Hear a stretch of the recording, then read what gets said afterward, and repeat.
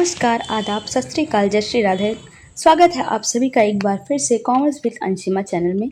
आज हम लोग अपने टॉपिक को आगे बढ़ाते हुए आगे सारी चीज़ें पढ़ेंगे, जिसमें हमारा पहला पॉइंट है अकाउंटिंग साइकिल। जैसे हम अकाउंटिंग का काम स्टार्ट करते हैं, वो एक वे में होता है, एक तरीका होता है उसको करने का, जिसे हम कहते हैं अकाउंटिंग साइकिल। उसमें हम सीखते हैं कि कैसे हम स्टेप बाय स्टेप किसी चीज़ को करते हैं।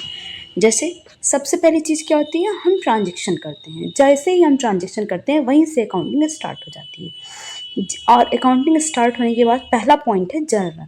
हम पहले क्या बनाते हैं, जर्नल बनाते हैं। जर्नल में क्या करते हैं कि जो भी हमने ट्रांजैक्शन किया है उसकी एक सिंपल सी एंट्री बना लेते हैं। मान लीजिए हमने किसी से कैश में कोई सामान खरीदा या फिर उधार खरीदा, परचेज किया, सेल किया, उसकी हम यहाँ पे जनरल एंट्री बना लेते हैं।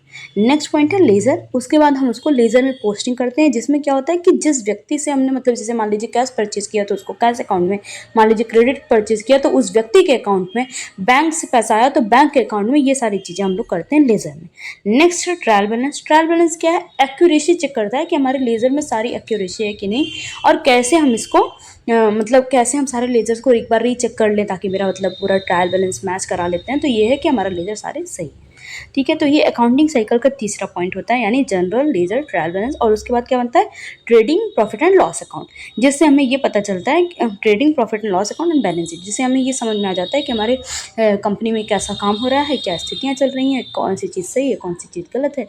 हर चीज़ के बारे में हमको जानकारी मिल जाती है। और एक लिखा है बुक्स ऑफ ओरिजिनल एंट्री, जिसमें हम जो हमारी बुक्स होती हैं ओरिजिनल एंट्री की, जिसमें हम 7 तरीके की बुक्स लगभग बनाते हैं। और 7 तरीके की बुक्स के अलग अलग टॉपिक होते हैं, अलग अलग चीज़ें होती हैं उसमें। तो जैसे पहला है कैश बुक।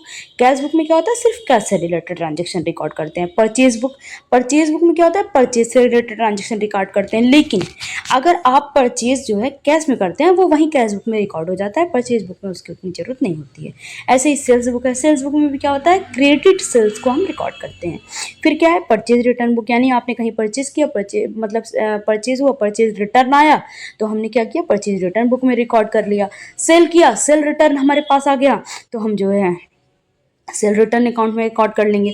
फिर क्या है, bills रिसीवल book, bills payable book. Bills रिसीवल क्या है भाई, जैसे मान लीजिए आपने कहीं किसी से सामान लिया तो आपको एक बिल मिलता है, बिल्स रिसीवल, बीआर बना के वो दे देते हैं। फिर वो रहता है कि हाँ आप इतने टाइम बाद पेमेंट करेंगे। अगर पेबल होता है, बिल्स पेबल, तो यानी आप पेमेंट करेंगे। बिल्स रिसीवेबल है, यानी कि आपको बिल्स रिसीव हुआ है, आप बाद में वो करेंगे।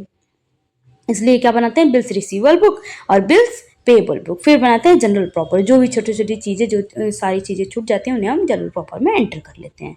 नेक्स्ट हेडिंग है ऑब्जेक्टिव्स ऑफ अकाउंटिंग। अब हम अकाउंटिंग के ऑब्जेक्टिव्स यानी उद्देश्यों के बारे में पढ़ेंगे, जिसमें पहला पॉइंट है to keep systematic record of business transactions. तो हमारे ऑब्जेक्टिव्स क्या हैं, सबसे पहले कि हम जो है अपने बिजनेस के जो ट्रांजेक्शन है उन्हें सिस्टमेटिकली रिकॉर्ड करें। ऐसा ना हो कि कोई भी ट्रांजेक्शन हो गया हम भूल गए या फिर कुछ भी हो गया, हमें क्या करना है, सिस्टमेटिकली वे में, जैसे जनरल बनता है उस वे में हमको एकदम रिकॉर्ड करना है। एक पूरा एंट्री करनी है, रजिस्ट्रेशन लिखने हैं, किसने क्या किया क्या नहीं किया, वो चीज़ें हमें बनानी है। नेक्स्ट क्या है, टू कैलकुलेट प्रॉफिट और लॉस। अकाउंटिंग किस लिए करते हैं हम, ये जानने के लिए कि हमें प्रॉफिट हुआ या लॉस, क्योंकि अगर हम अकाउंटिंग ही नहीं करेंगे तो हमें पता ही नहीं चल पाएगा। पता भी चल पाएगा तो हमें आधी अधूरी जानकारी पता चल पाएगी, पूरी जानकारी हमको अच्छे से समझ में नहीं आएगी। नेक्स्ट है to know the exact reasons leading to net profit और नेट लॉस। हम अगर मान लीजिए किसी कंपनी को लॉस हुआ तो वो समझना चाहती है कि मुझसे कहाँ कमी हुई, मैंने कहाँ कमी की, या फिर अगर प्रॉफिट हुआ है, कम हुआ है, तो भी समझना चाहेगी कि जो हमें कम प्रॉफिट हुआ वो हम कहाँ से मैनेज कर सकते हैं, क्या गलती हमसे हुई। ये सारी चीज़ समझने के लिए हम क्या करते हैं, अकाउंटिंग करते हैं। और ये हमें क्या करती है, एग्जैक्ट रीजन बता देती है कि कैसे हमें नेट प्रॉफिट हुआ और कैसे हमें नेट लॉस हुआ। नेक्स्ट पॉइंट है to ascertain the financial position of the business. इससे क्या पता चलता है कि हमारी बिजनेस की फाइनेंशियल पोजीशन कैसी है। हमें ये समझ में आ जाता है कि हमारे बिजनेस में हमने कितना सेल किया, कितना परचेज किया, कैसे हमारा बिजनेस चल रहा है। तो इस तरीके से हमें ये समझ में आ जाता है कितना प्रॉफिट हुआ, कितना लॉस हुआ, तो हमारी स्थिति क्या है, हम कहाँ पे स्टैंड करते हैं, हम अपने बिजनेस को और बढ़ा सकते हैं, क्या कर सकते हैं, वो सारी चीज़ें हमें समझ में आ जाती हैं। नेक्स्ट पॉइंट है to ascertain the progress of business from year to year. हम कोई बिजनेस स्टार्ट किए हैं तो पहले साल उसका प्रोग्रेस उतना नहीं रहता है, धीरे धीरे करके हम बढ़ाते हैं। तो ये क्या होता है कि किसी भी बिजनेस का जो प्रोग्रेस है वो ईयर टू ईयर धीरे धीरे बढ़ेगा। और वो ईयर टू ईयर जो हम प्रोग्रेस बढ़ाएंगे वो किस बेसिस पर बढ़ाएंगे, अपने रिजल्ट्स के बेसिस पे बढ़ाएंगे। जिस हिसाब से हमें प्रॉफिट हुआ है, जिस हिसाब से मेरा बिजनेस एक्सपेंड कर रहा है, उस हिसाब से हम उसके एरिया को, उसकी चीज़ों को एक्सपेंड करते हैं। नेक्स्ट पॉइंट है to prevent and detect errors and frauds.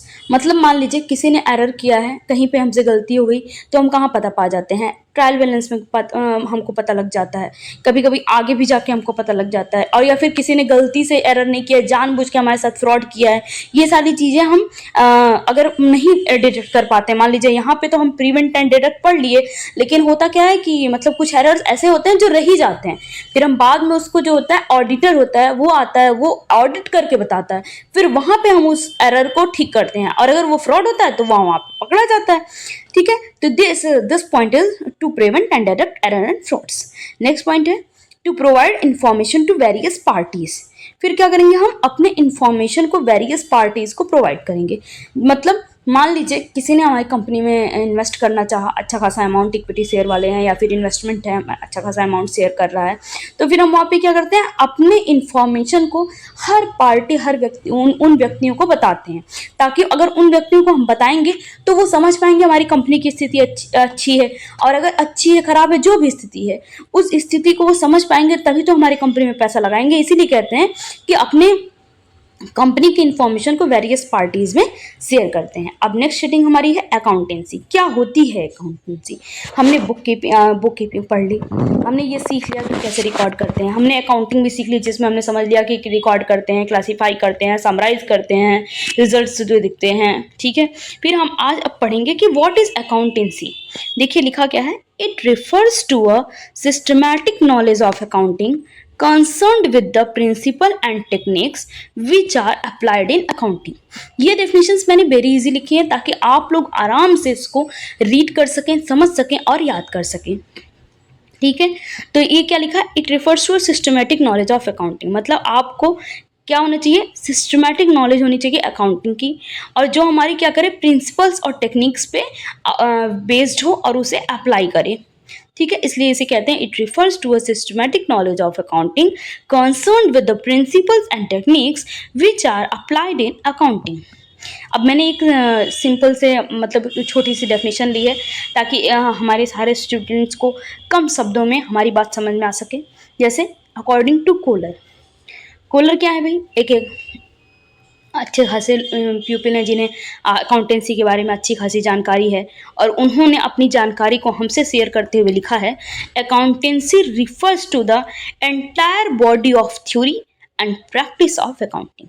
यानी अकाउंटिंग की जो थ्योरी है और उसकी जो प्रैक्टिस है, उसे हम जो है प्रैक्टिस करने के लिए, उसे हम उसको पूरा कंप्लीटली बनाने के लिए हम एक शब्द का प्रयोग करते हैं जिसे हम कहते हैं अकाउंटेंसी। यानी accountancy refers to the entire body of the theory and practice of accounting. आज के लिए इतना ही, धन्यवाद। अगर आपको मेरी क्लास समझ में आई हो तो हमारे चैनल को लाइक, शेयर एंड सब्सक्राइब करें, और प्लीज़ प्लीज़ प्लीज़ कल की वीडियो जरूर देखें।